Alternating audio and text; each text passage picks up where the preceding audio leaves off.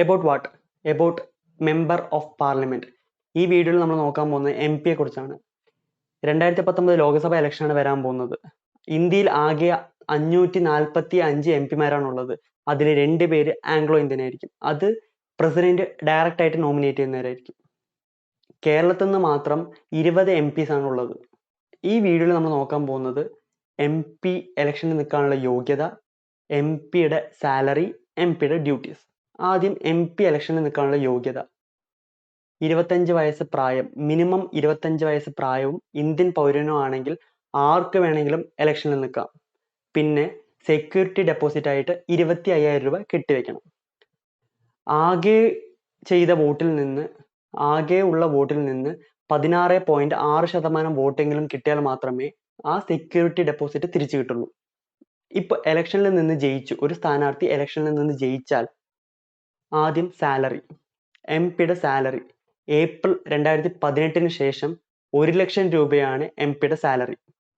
അത് മാത്രമല്ല, അലവൻസ് എല്ലാം കൂടെ ചേരുമ്പോൾ 2,25,000 രൂപയോളം വരും.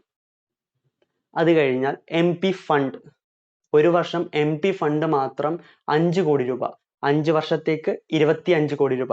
നമ്മൾ സാധാരണ ശ്രദ്ധിക്കാറുള്ളതാണ്, ചില ബസ് സ്റ്റോപ്പിൽ ഇന്ന എം പി ഫണ്ടിൽ നിന്ന് നിർമ്മിച്ചതാണ്, അല്ലെങ്കിൽ സ്കൂൾ കെട്ടിടത്തിൽ ഉണ്ടാവും ഇന്ന എം പി ഫണ്ടിൽ നിന്ന് നിർമ്മിച്ചതാണെന്ന് കുറേ സ്ഥലത്ത് നമ്മൾ കാണാറ്. അതെല്ലാം ഈ ഫണ്ടിൽ നിന്ന് എടുത്തതായിരിക്കും.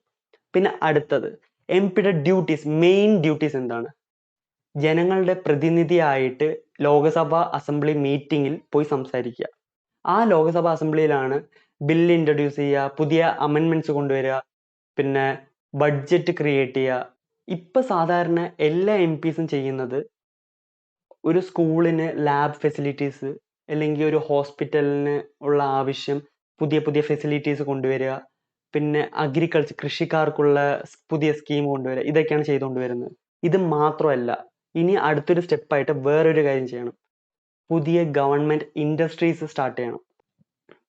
എന്നാൽ മാത്രമേ അൺഎംപ്ലോയ്മെന്റ് കുറയുള്ളൂ. ജോലി ഇല്ലായ്മ നമ്മൾ സംസാരിച്ചുകൊണ്ടിരിക്കുന്നുണ്ട്. പക്ഷെ അത് തീരണമെങ്കിൽ ഗവൺമെന്റ് ഇൻഡസ്ട്രീസ് സ്റ്റാർട്ട് ചെയ്യണം. പ്രൈവറ്റ് ആണ് ഇപ്പൊ കൂടുതലുള്ളത്. ഗവൺമെന്റ് ഇൻഡസ്ട്രി, ഗവൺമെന്റ് തന്നെ ഏറ്റെടുത്ത് ഗവൺമെന്റ് ഓൺ ഗവൺമെന്റ് ആയിട്ട് ചെയ്യണം. ഇനി അടുത്തത് വോട്ട് ചെയ്യുന്നവര്. ഞാൻ കുറെ യങ്സ്റ്റേഴ്സിനെ കണ്ടിട്ടുണ്ട്. അവർ പറയുന്നതാണ്, എൻ്റെ കോളേജിൽ ഇന്ന പാർട്ടിയാണ് ഫേമസ്, അപ്പൊ ഞാൻ അവർക്കേ വോട്ട് ചെയ്യുള്ളൂ. ഇല്ലെങ്കിൽ വേറൊരു യങ്സ്റ്റേഴ്സ്, എൻ്റെ വീട്ടിലെ അച്ഛനും അമ്മയും ഈ കക്ഷിക്ക്, ഈ പാർട്ടിക്ക് വോട്ട് ചെയ്യുള്ളൂ, അതുകൊണ്ട് ഞാനും ആ പാർട്ടിക്ക് വോട്ട് ചെയ്യുള്ളൂ. എല്ലാരും ഈ പാർട്ടിയാണ് നോക്കുന്നത്, അല്ലാതെ ആ സ്ഥാനാർത്ഥി ആരും നോക്കുന്നില്ല. ഇനി അടുത്ത വോട്ട് ചെയ്യുമ്പോൾ നിങ്ങൾ ഒന്ന് ശ്രദ്ധിക്കുക, ഏതൊക്കെ സ്ഥാനാർത്ഥിയാണ് നിൽക്കുന്നത് അവരെ ഒന്ന് അനലൈസ് ചെയ്തിട്ട് അവർ ഇതിനു മുമ്പ് എന്താ ചെയ്തിട്ടുള്ളത്, ഇനി വന്നാൽ എന്ത് ചെയ്യും എന്നുള്ളത് നോക്കിയിട്ട് വോട്ട് ചെയ്യുക. അല്ലാതെ ഇന്ന പാർട്ടിക്ക് വേണ്ടി വോട്ട് ചെയ്യണ്ട. സ്ഥാനാർത്ഥി നോക്കുക, അവർ എഡ്യൂക്കേറ്റഡ് ആണോ നോക്കുക, ഇല്ലെങ്കിൽ അവരെ കൊണ്ട് ഇത് ചെയ്യാൻ പറ്റുമോ എന്നുള്ളത് നോക്കുക, എന്നിട്ട് വോട്ട് ചെയ്യുക. ഈ ഇലക്ഷനെ കുറിച്ച് നിങ്ങൾക്ക് എന്താണ് പറയാനുള്ളത്? അത് കമന്റ് ചെയ്യുക. Please do subscribe, comment, like. Thanks.